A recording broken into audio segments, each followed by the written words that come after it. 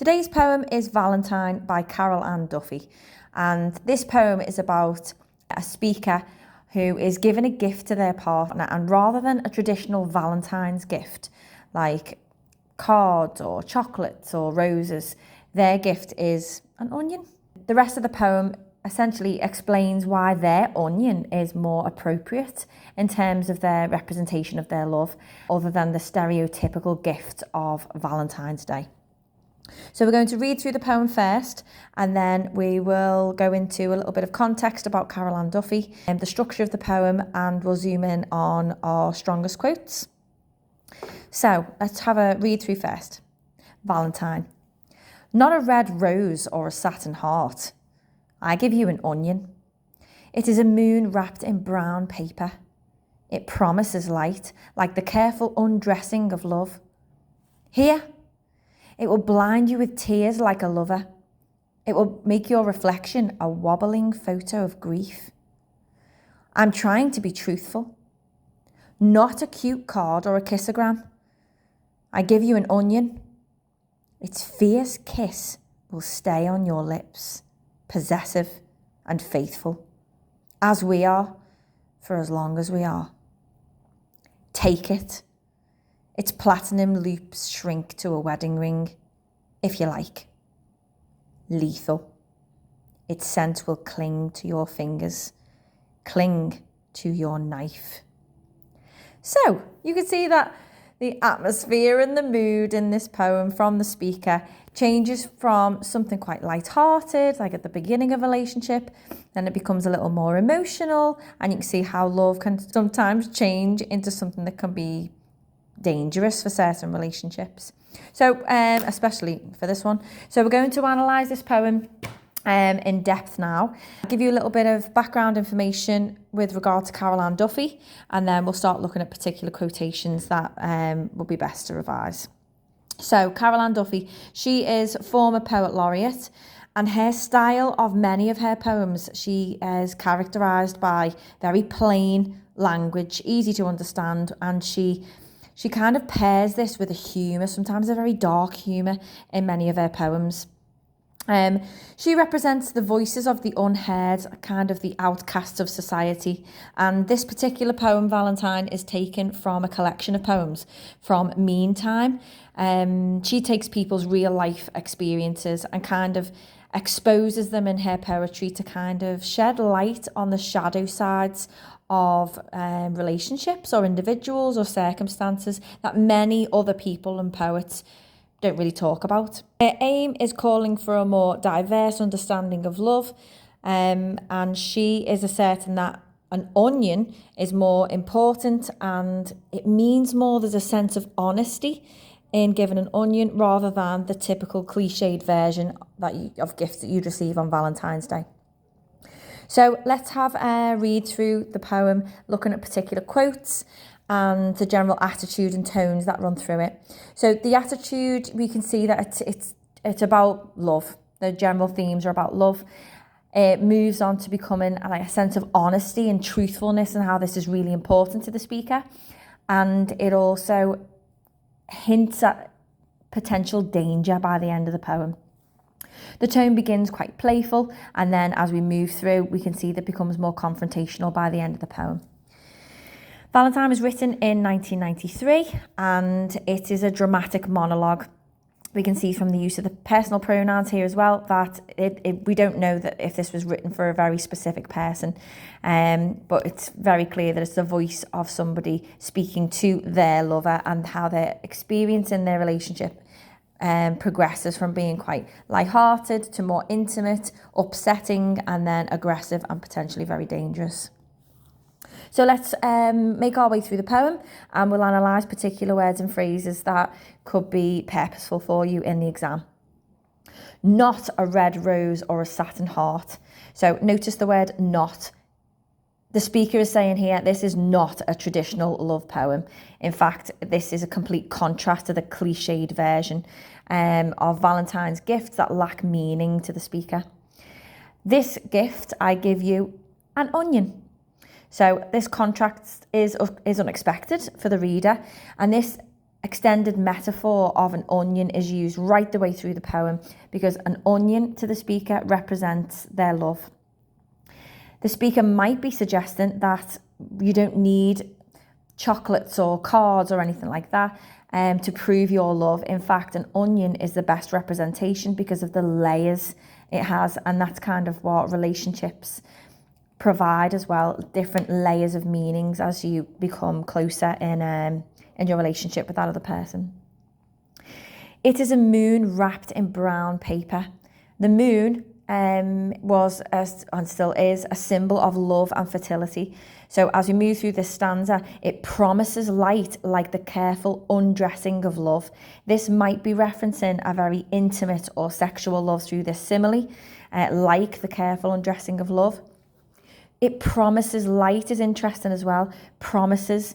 Is this a suggestion that at the beginning there's an understanding that the relationship, you make promises at the beginning and maybe it just doesn't work out?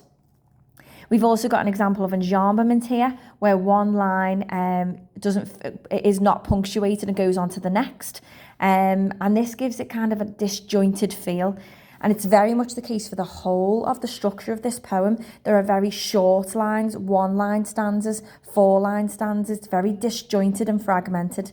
And this might indeed be a message through the structure because of their irregular length or lots of difference in the stanzas, that real relationships are atypical. They're not, they are unexpected, and you don't know what's going to happen next.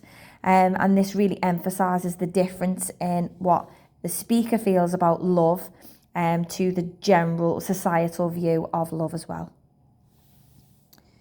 Okay, let's move on to stanza 3. It begins with a one-word line, here.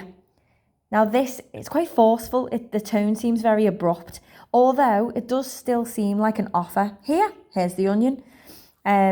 It will blind you with tears like a lover. So we have another simile there, comparing your onion to love. It's interesting that it has been used though. It will blind you.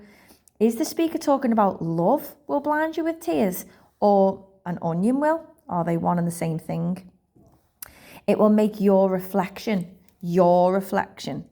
a wobbling photo of grief. So look at how the difference between the physical intimacy in a relationship, how this has kind of developed into a more emotional, the emotional aspects of relationship. So tears and grief.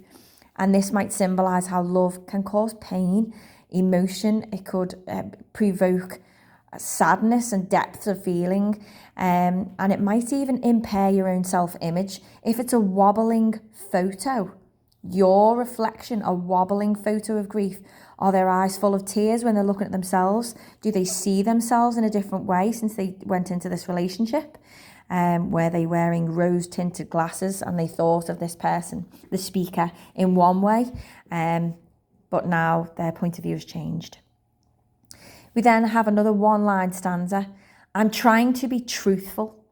Now, the structure of this, if you look at the entirety of the poem there, this kind of is right in the middle. This is at the heart of the poem. So is this the speaker attempting to find the true meaning of love, looking at the sense of truth, not silly material gains of like a pretense of love, but the honest, raw feelings of love? And is this the reason why it's in the middle of the poem? Maybe.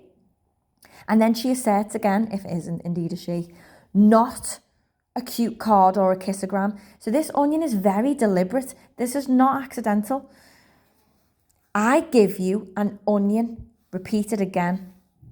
This is insistent at this point. It seems a bit forceful and brings with it this sense of unease. Its fierce kiss will stay on your lips. And look at that noun phrase. So look at your adjective fierce. Its fierce kiss will stay on your lips. This is hinting at elements of danger coming through now. Possessive and faithful, as we are, for as long as we are. Faithful for as long as we are. These actually echo the wedding vow, don't they? And then our final stanza, take it. Look how it's changed from the offer here to take it. And this command, this imperative is somewhat encouraging, take it. The speaker wants their partner to accept the onion, accept their love, or is it confrontational? It seems like it takes a bit of there's a darker mood coming in at this point on this final stanza. It's platinum loops shrink to a wedding ring. So is this a proposal?